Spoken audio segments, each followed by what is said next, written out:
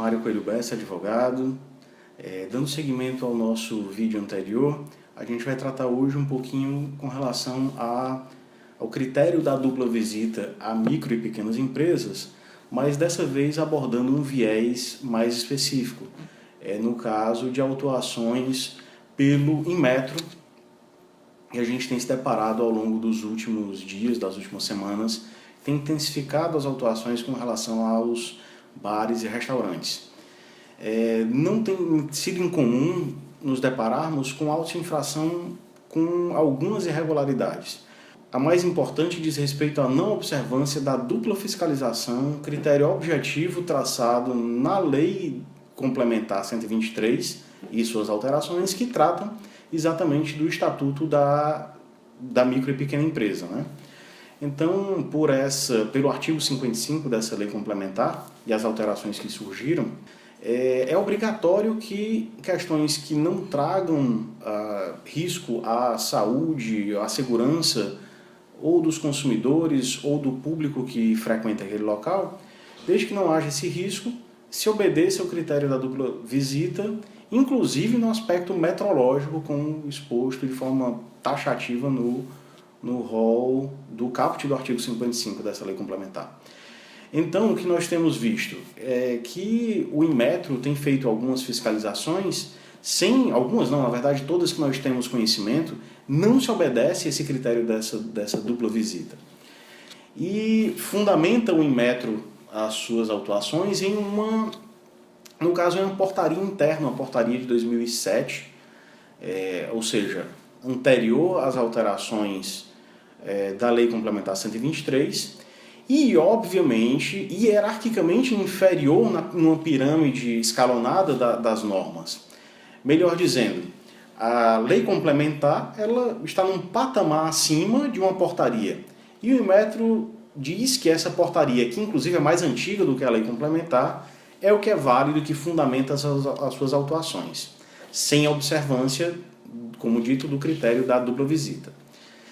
Nesse sentido, nós temos já algumas decisões dos tribunais nacionais, inclusive do Superior Tribunal de Justiça, que, analisando especificamente essa questão, o STJ já decidiu que deve esse órgão observar o que está disposto na Lei Complementar 123, ou seja, deve o Inmetro seguir o critério da dupla visita sempre que for possível e que não traga o risco ao consumidor. Então, nós temos alguns casos, eu vou tentar ilustrar duas situações bem curiosas. Um estabelecimento, no caso uma padaria, teve uma autuação bem curiosa, que a parede estava sendo pintada e nós identificamos que a placa onde estavam aferidas informações ao consumidor com relação a peso dos pães e os preços dos pães, essa placa tinha sido retirada da parede, porque estava sendo pintada, e alocada no chão, atrás de um balcão, enquanto esperava a secagem da tinta. Nesse momento chegou a fiscalização do Inmetro e fez a autuação, dizendo ele que essa informação não estava ostensiva ao consumidor. Primeiro, uma insensibilidade do fiscal ao não observar uma pintura, ato recorrente de manutenção de um estabelecimento comercial. Isso foi desconsiderado. Segundo, a placa está no estabelecimento, é possível se identificar essa placa no estabelecimento e está ostensiva para todos os consumidores, só não estava naquele momento por aguardar a secagem da tinta. E terceiro, não se observou o mais importante, que é o critério da dupla visita. Outra questão que nos causou bastante espécie diz respeito a uma balança interna em um restaurante, uma balança de checagem, de pesagem de produtos quando eles chegam do fornecedor do restaurante para o restaurante. Uma balança de mera conferência não utilizada para pesagem de produtos aos consumidores. Só uma conferência interna, e o Inmetro fez uma autuação desse estabelecimento afirmando que essa balança não teria lacre. Então, mais uma vez, uma insensibilidade do agente fiscalizador de não observar que, de fato, aquela balança não era usada para consumidores, uma balança meramente interna. Quando se pesava os alimentos para o consumidor, era em uma outra balança, esta selada, absolutamente regular, mas mesmo assim não se observou esse fato e também não se observou o critério da dupla visita antes da autuação. Outro aspecto que também tem sido bastante recorrente nessas autuações do Inmetro a restaurante, eu vou ler aqui para vocês um auto de infração específico, quando ele narra qual a infração identificada. Ele diz: irregularidade. Encontrava-se sem as inscrições descritivas obrigatórias. Ora, verificando uma descrição dessa, numa narrativa de uma infração, se inviabiliza, inclusive, que, no caso, o autuado, o estabelecimento comercial, faça uma defesa adequada.